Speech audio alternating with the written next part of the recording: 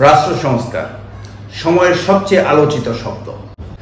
তবে রাষ্ট্র সংস্কার করতে গিয়ে ডক্টর ইউনূসকে মাথায় রাখতে হবে এটা কোন রাষ্ট্র, এই রাষ্ট্রের সংখ্যাগরিষ্ঠ মানুষের চাহিদা কি, তাদের মূল্যবোধ কি।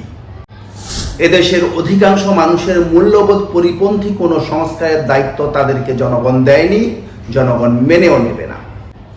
শিল্পকলা একাডেমির দায়িত্ব দিয়েছেন একজন ইসলাম ফোবকে, যিনি দায়িত্ব গ্রহণ করে এই বোরখার বিরুদ্ধে অবস্থান গ্রহণ করেছেন।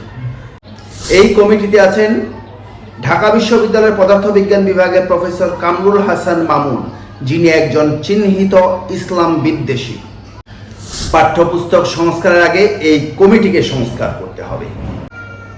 আসসালামু আলাইকুম রহমতুল্লাহি ওয়া বারাকাতুহু। This is Sheikh Mohammad Sabbir Hossain, once again on the screen.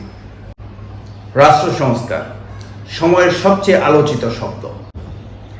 ছাত্র জনতার আন্দোলনে স্বৈরাচার ফ্যাসিস্ট সরকারের পতনের পর ডক্টর ইউনূসের নেতৃত্বাধীন অন্তর্বর্তীকালীন সরকার ক্ষমতা গ্রহণ করেন রাষ্ট্র সংস্কারের প্রতিশ্রুতি নিয়ে। তবে রাষ্ট্র সংস্কার করতে গিয়ে ডক্টর ইউনূসকে মাথায় রাখতে হবে এটা কোন রাষ্ট্র, এই রাষ্ট্রের সংখ্যাগরিষ্ঠ মানুষের চাহিদা কি, তাদের মূল্যবোধ কি। এদেশের অধিকাংশ মানুষের মূল্যবোধ পরিপন্থী কোনো সংস্কারের দায়িত্ব তাদেরকে জনগণ দেয়নি, জনগণ মেনেও নেবে না।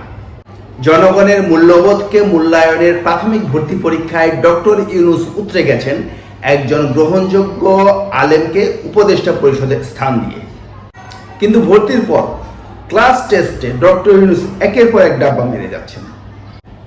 শিল্পকলা একাডেমির দায়িত্ব দিয়েছেন একজন ইসলাম ফোবকে, যিনি দায়িত্ব গ্রহণ করে এই বোরখার বিরুদ্ধে অবস্থান গ্রহণ করেছেন।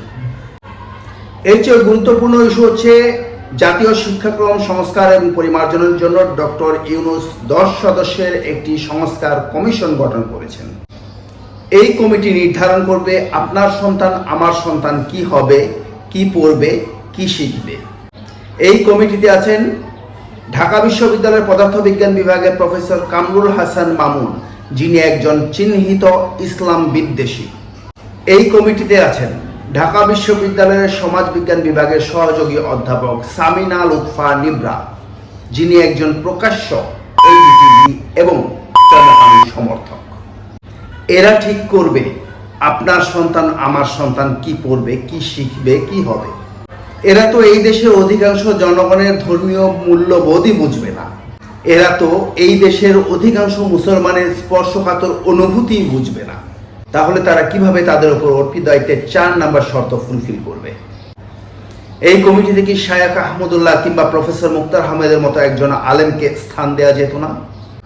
এই কমিটি থেকে আসিফ মাহতাব উৎস কিংবা ডক্টর সারোয়ার হোসেনের মতো একজন ইসলামপন্থী শিক্ষককে স্থান দেওয়া যেত না? পাঠ্যপুস্তক সংস্কারের আগে এই কমিটিকে সংস্কার করতে হবে। ইসলাম বিদ্বেষী এবং ইসলাম বিরোধী ব্যক্তিদেরকে এই কমিটি থেকে অপসারণ করতে হবে এবং গ্রহণযোগ্য আলেম এবং গ্রহণযোগ্য ইসলামপন্থী শিক্ষাবিদকে এই কমিটিতে অন্তর্ভুক্ত করতে হবে। পাশাপাশি শিক্ষা হোক কিংবা সংবিধান, প্রতিটি সংস্কার কমিটিতে একজন আলেম প্রতিনিধিকে অন্তর্ভুক্ত করতে হবে। ইসলাম বিরোধী, ইসলাম বিদ্বেষী কিংবা ইসলামের বিধিবিধানের পরিপন্থী কোনো আইন, কোনো নীতিমালা, কোনো কমিটি কোনো অবস্থাতেই মেনে নেওয়া হবে না। আর্টিকেল 377 আরো কঠোর করতে হবে। ইসরায়েল ভ্রমণে পাসপোর্টে উল্লিখিত নিষেধাজ্ঞা পুনর্বহাল করতে হবে।